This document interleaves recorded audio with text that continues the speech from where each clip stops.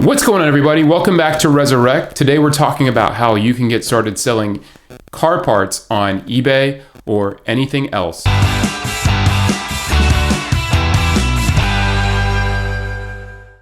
Now I'm going to assume that you guys have a buyer's account on eBay. We're not going to show you how to set up a basic buying account, but to set up a seller's account, that's the first thing you're going to want to do. So from the eBay home screen, you're going to want to go ahead and click on your name. It'll say hi and then your name. You're going to click on a account settings button, and then you're going to go to personal information. Now, if you've never sold anything before, this is the way you'll have to do it. You'll have to click on under financial information, automatic payment method. And so it may ask you to confirm your personal information at this point.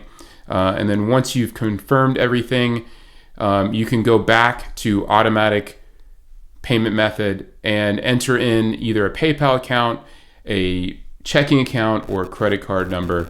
So once you get all this information entered, you can create your seller's account. So that is going to be a requirement for setting up an eBay store because they're going to bill you a monthly charge and they need a way to charge it. We can go to back to the eBay home screen. We're going to go to account settings and we're going to click on subscriptions here towards the bottom. And here we can select a store. The different options here is you have the basic and starter. The basic is going to save you if you're selling items worth over $3,500. If you're not selling items that cost that much typically, then a starter store will just do fine. It'll allow you to sell up to 100 items per month versus the basic, which is 250. So either one of these will be a great option for selling car parts. It just depends on how much you actually anticipate on stocking in your store. So from here on, the rest of the video, what I'm going to do is show you some tips on how to sell and save money and sell effectively. And don't forget, if you like any of these tips, please like, comment, and subscribe to the channel. So we're going to move on here to selling. So once you're all set up with your store, we're going to want to start selling. So once you've set up an eBay store, in order to start selling stuff, especially car parts, the easiest way you can do that is just to find the part number located on your part that you're actually selling. And so we've actually done this. We've just entered in a part number, which is actually a Mercedes-Benz steering wheel. So we're going to pull up one of these listings, one that looks like it's described well, maybe from a salvage yard. So we're going to pull up this listing here. And we're going to do this on the computer, but it's really just easier to do this on your phone through the eBay app. But unfortunately right now the eBay app is having some issues, so I can't show you on the app itself. But here we're going to look at this listing here. You can see we just want to confirm that it is what our car is, or the car that this part came from is the same as our car. So it's a 2010 to 2011 E63. And it looks very similar to ours. It has the same exact part number. So we're gonna, right here where it says have one to sell, sell now, we're gonna click on that. If you were using the eBay app, it would say something like sell one like this, and you would click on that. So we're gonna click on that, sell now. And now we can go ahead and use this title that they have here. If you want to just keep it, if you think it's missing something, you can go ahead and tweak it, maybe add a few different year ranges if you know that it'll work on a different vehicle. But for now, we're just going to leave that the same. It looks like their category is good. We just want to confirm. It says it's going to be listed in car parts, steering wheels, and horns. So that's fine. We will have to check to make sure the condition here is the same. They had a used part. We're selling a used part. That's good. We're going to go down to photos. This is where you're going to have to add photos. So obviously if you're using a smartphone, it's going to be real simple. You can just do it straight from your phone.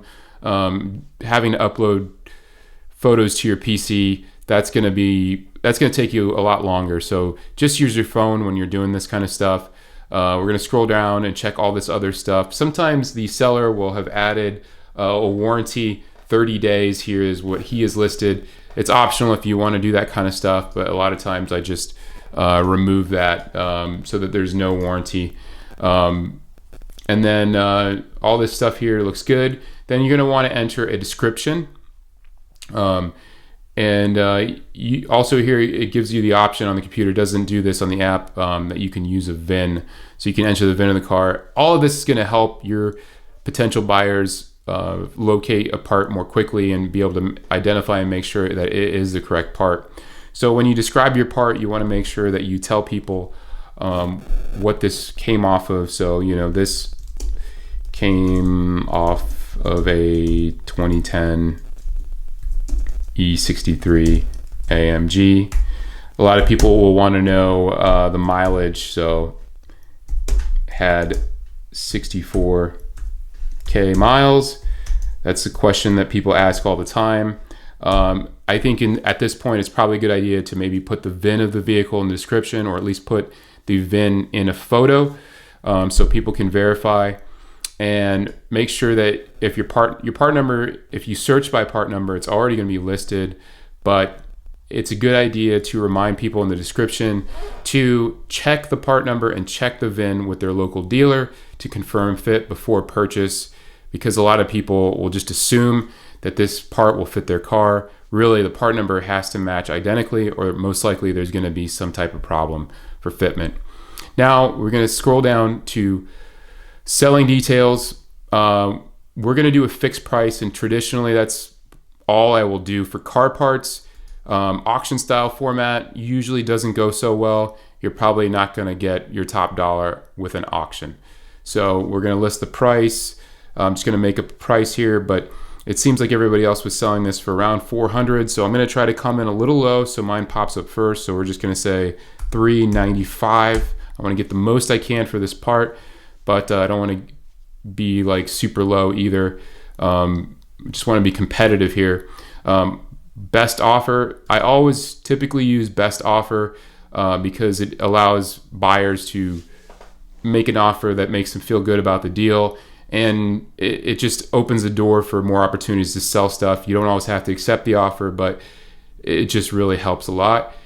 We have quantity 1. We're going to move down a little bit here, make sure we have it linked to our PayPal account. Sales tax, depending on whether you collect sales tax, eBay does sometimes automatically do this for you. And then we're going to go down here to shipping details. This is how I ship. This is not necessarily how you should ship, but I don't normally box everything. I don't know the details of what it's going to cost. So we're just going to say flat, same cost to all buyers. And everything that I sell with free ship, because usually a lot of other salvage yards are doing this too. So unfortunately, this is just what you need to do to stay competitive. And then we're going to select our shipping. We're just going to say USPS first class, but we can change that later once the item is purchased. We're going to select the handling time. This is, we're just going to say 1 business day on this. We're going to talk about this more, but it's important that you select the right thing here. For now, we're going to say no international shipping. And then we're not going to enter a package weight. We don't know. We don't have it packed up already. We'll have to pack it once it's purchased. So we're going to just say that we don't have this information right now.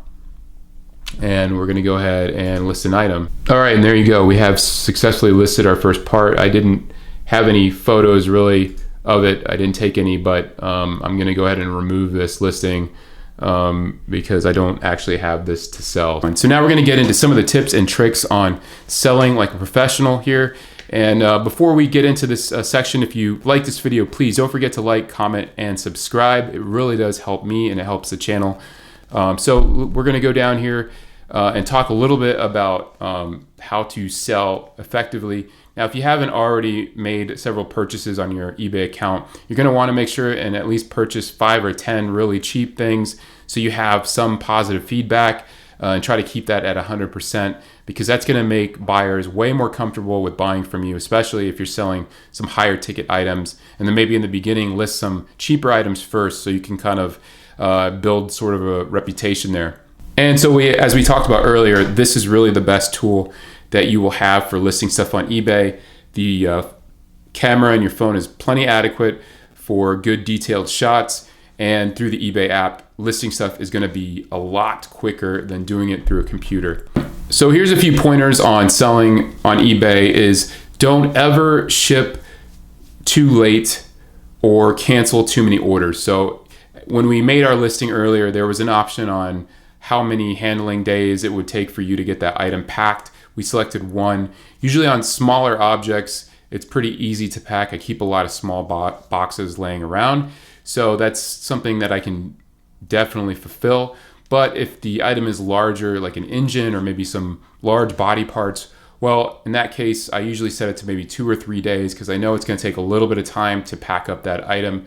So you want to make sure and pay attention to that. That's super important. That can bite you in the butt if you go too long on your handling time, because eBay will has repercussions. They're going to charge you more per transactions if you don't meet certain seller requirements.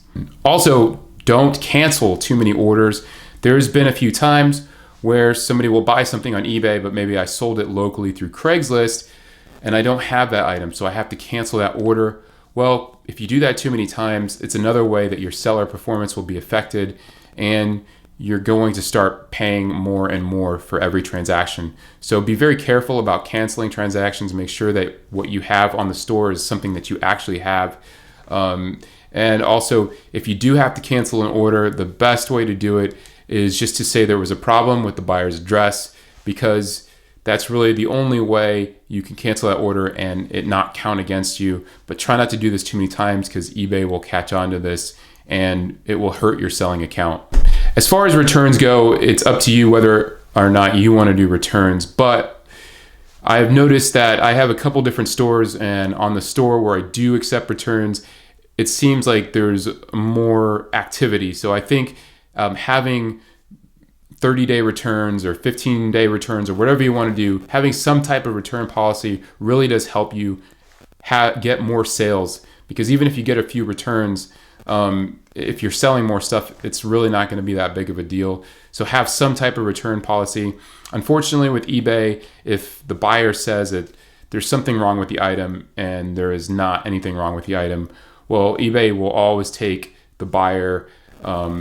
They will side with the buyer. So if the buyer wants to send that item back, well, guess what? You're going to have to pay for that return shipping because they said that there was a problem with it. So that's the unfortunate side of eBay, but just realize that this kind of stuff only happens maybe less than 5% of the time. So it's really not a big deal in the grand scheme of things. So now we're going to talk a little bit about saving money on shipping and shipping supplies. So first off, shipping materials. Don't go out and buy shipping materials locally. Don't go to Walmart or any retail store and buy boxes and tape and stuff like that. It's just way too expensive. So these are some ways that I save money on shipping supplies. I buy a lot of stuff on Amazon all the time because I've just stopped buying from a lot of local stores. It's just easier for me and it's cheaper. So what I do is I'll save a lot of these boxes and packing material and I'll use them in my eBay store. So that's one way you can save yourself some money. Another way is dumpsters, box dumpsters, not dirty, nasty, rat-infested dumpsters. But so for example, there's a lot of car dealerships in my area that have a lot of great large boxes that are suitable for car parts. So a lot of times when it's after hours and I don't think anybody's going to see me, I'll swing through there and grab a bunch of different boxes. They don't have a problem with this, but just make sure to not get caught by anybody at the business or by any of your friends jumping out of a dumpster. That would be super embarrassing. But these places have a lot of great stuff for packing and shipping. Another tip for saving money on shipping supplies is setting up an account at USPS.com and FedEx.com, or even UPS if you like to use UPS as well, because they will all have free shipping supplies that you can order and they will ship them to your house for free. So just a few of the things that I use on the regular that kind of save me money. Here's one thing that I'm using constantly, and this is a United States Postal Service flat rate padded envelope. So this envelope, whatever you could fit in here, it doesn't matter what it weighs, it's $7.75. You can get it anywhere in the country. This is a big saver for maybe control arms, computer modules, stuff like that. And you can just take one of these. You can order a whole case of these for free. You can stuff your computer module in one of these and stuff it in another, and just keep stuffing it. And it's just an easy way to ship something safely and cheaply. Another thing that I use from FedEx.com, this is something I order all the time. These are shipping labels. These are basically 8.5 by 11 printer sheets, but they have a sticky section right here, which is your label. It'll print on here. You can peel it off, put it on your box, and these are absolutely free. So don't go out and invest on a shipping label printing machine or anything like that. So some of the tools that you'll need to invest in selling parts and different stuff on eBay, you're definitely gonna need a good tape gun. I buy all this stuff either on eBay or Amazon. They really have some of the best deals on shipping tape. The next thing, I think I picked this up on eBay, but you're gonna need some stretch wrap for some of the larger items or anything that you're palletizing. This is not really necessary for small items that will go to FedEx or UPS. In fact, if you wrap your boxes in this, they will ask you to rip it off. So don't wrap the exterior of your boxes that you're shipping. This is something that I use constantly. This is a box stapler. This is great when you have a box that is maybe just not quite the right size, and you either need to extend it or you need to make it smaller. You can chop that box up and you can make a new box with this that's strong. Or for heavy items, this will work great because tape might not cut it. And you're absolutely going to need some type of shipping scale. This shipping scale I've had forever. This is a Royal EX315W. It's a wireless shipping scale, so I can just have this on the floor. This is good for like 350 pounds. And then remotely it'll tell me the weight, but this is an absolute essential when you're selling stuff on eBay. So now we're going to talk a little bit about choosing a shipping carrier, when to choose one versus the other. Now eBay is affiliated with the United States Postal Service and FedEx, and I found for the most part when shipping smaller items that this is great. I used to have a UPS account. I used to use it quite a bit, but I hadn't really seen any cost savings as far as not just using eBay shipping service. So I pretty much now exclusively do my shipping through eBay. But if you wanted to use a personal eBay shipping account, you could do that as well if you thought it could save you money. But for small stuff, I typically always use United States Postal Service. You're going to want to rely heavily on those flat rate boxes if you can get it in there and it's something that's heavy. If it's something that's under 1 pound or 16 ounces or less, you're going to want to use first class because it's got the same exact amount of time it will take to get to your customer, and it also offers tracking. And we're typically $5 or less on a first class package. For the medium to large stuff, relatively heavy, it's going to be always FedEx Ground. That's going to be your most cost-effective way on eBay to ship. Now for your really heavy stuff, we're talking engines, transmissions, maybe doors, maybe some body panels that are worth it. You're going to want to use some type of freight service. So currently I use YRC the most.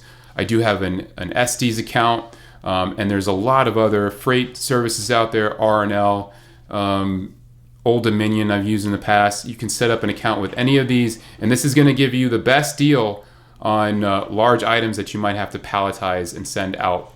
Now sometimes on very bulky but light items such as plastic bumpers or maybe moldings, car moldings, it might not be cost effective to free ship. And a lot of times it might not be even best to ship out these items at all because let's say the item's only worth $150 and the shipping's $150. Well, nobody's going to want to pay $300 total. There's a lot of people on eBay selling free ship items, and I don't know honestly how they're shipping this stuff and making any money. So you can use Greyhound, which is a little bit more cost effective for large items that are kind of light, but sometimes it might be better just to sell these items locally to cash buyers. Regarding insurance, I typically never choose insurance because the amount of times that I've had an issue, it's really, really a small percentage of the time. Maybe once in a while when you're selling something like an engine or a transmission and it's a high ticket item and you would be at a huge loss if it got damaged, but for the most part, that's not something I usually pay for. And then signature confirmation, you're going to want to use that sometimes when you're sending something to an urban area where there's a high likelihood that something could be stolen from their door, because if that item is stolen from their door, well, guess what? You are responsible because you didn't get that signature confirmation. So you just have to make sure and protect yourself, because if that package goes missing, well, eBay is going to side with the buyer and they're going to dock that money from your account. So just make sure that you're always doing your utmost to protect those packages. And then if you're going to use signature confirmation, just check with the buyer and make sure that that is a good thing to do, because sometimes they might have a secure place for packages. And also sometimes they might get really mad because they have to sign for this package and they're never around. So it's something to check with your buyer, but just be aware of that. All right, guys, so thank you so much for watching this video. This is all the tips I have for today, but we will be doing more future videos on eBay and selling parts on eBay, and more rebuild videos coming up in the future as well. So stay tuned for that. Please don't forget to like, comment, and subscribe if you enjoyed this video, and we'll see you next time.